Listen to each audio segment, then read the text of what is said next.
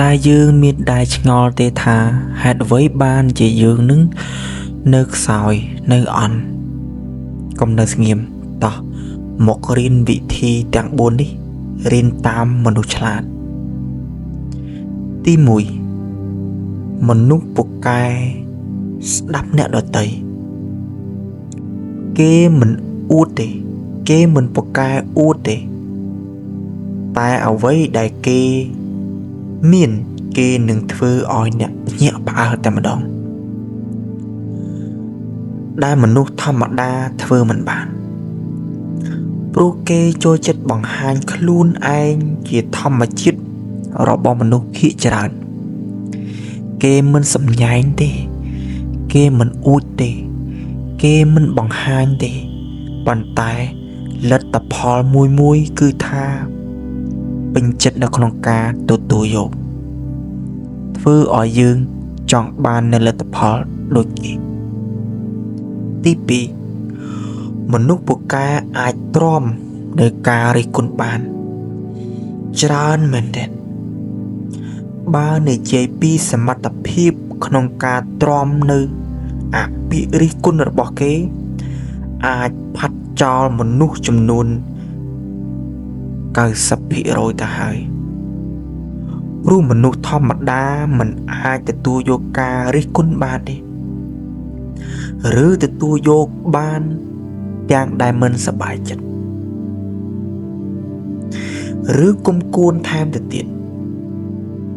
មនុស្សពូកែចង់បានជាងគេគឺការរិះគន់ព្រោះវាធ្វើឲ្យគេកាន់តែរីកចម្រើនគេកាន់តែរិះគន់កាន់តែយកមកអនុវត្តគេកាន់តែមានកម្លាំងចិត្តថ្នាំវាល្វីងក៏ពិតមែនក៏ប៉ុន្តែលេបហើយវានឹងធ្វើឲ្យយើងជាពីជំងឺទី3មនុស្សពូកែមានចិត្តនឹងណោចំណុចនេះក៏មនុស្សភាគច្រើនធ្វើមិនបានដែរមនុស្សធម្មតាមានប្រតិកម្មចំពោះរឿងដែលធ្វើឲ្យគេមិនសប្បាយចិត្តប៉ុន្តែរឿងដែលប៉ះពាល់ដល់ផលប្រយោជន៍របស់គេចូលចិត្តរអ៊ូរទាំឬស្ទើរបន្ទោសអ្នកដទៃ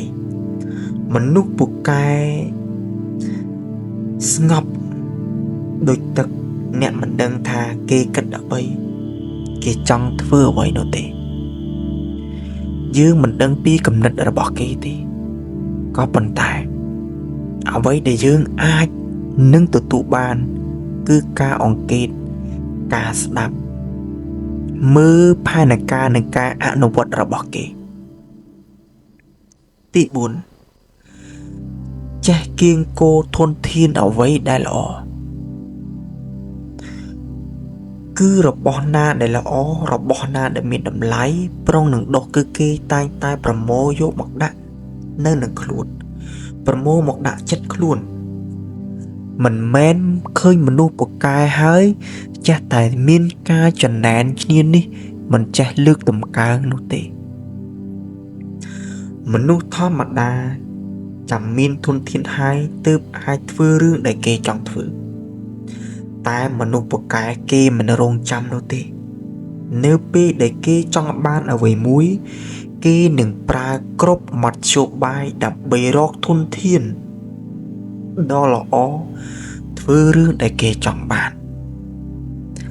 នេះជាអ្វីដែលមនុស្សពូកែគេតែងតែអនុវត្តគេតែងតែធ្វើចុះយើងចាំដល់ពេលណាចាំមានគ្រប់គ្រាន់ចាំមានធនធានមិនអាចទេ